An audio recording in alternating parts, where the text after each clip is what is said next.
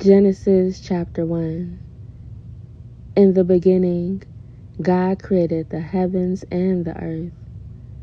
The earth was formless and empty, and darkness covered the deep waters.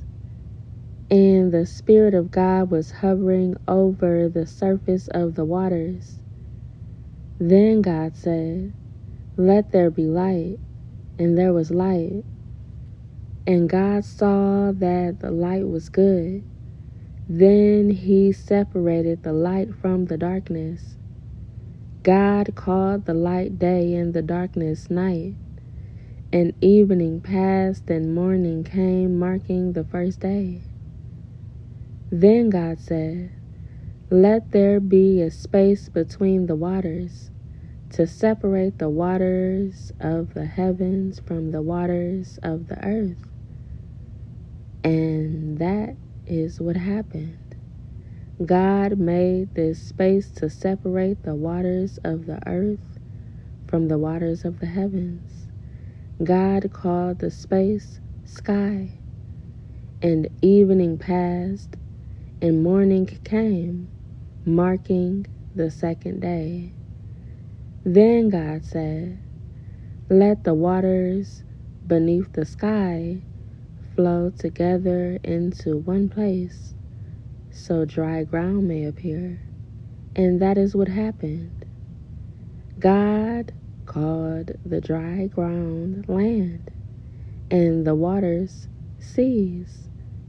And God saw that it was good. Then God said, "Let the land sprout with vegetation, every sort of seed-bearing plant, and trees that grow seed-bearing fruit. These seeds will then produce the kinds of plants and trees from which they came." And that is what happened. The land produced vegetation, all sorts of seed-bearing plants and trees with seed-bearing fruit. Their seeds produced plants and trees of the same kind. And God saw that it was good. And evening passed and morning came, marking the third day. Then God said, "Let lights appear in the sky, to separate the day from the night. Let them be signs to mark the seasons, days, and years. Let these lights in the sky shine down on the earth." And that is what happened. God made two great lights, the larger one to govern the day, and the smaller one to govern the night. He also made the stars. God set these lights in the sky to light the earth, to govern the day and night, and to separate the light from the darkness. And God saw that it was good. And evening passed and morning came, marking the fourth day. Then God said, "Let the waters swarm with fish and other life. Let the skies be filled with birds of every kind." So God created great sea creatures and every living thing that scurries and swarms in the water, and every sort of bird, each producing offspring of the same kind. And God saw that it was good. Then God blessed them, saying, "Be fruitful and multiply.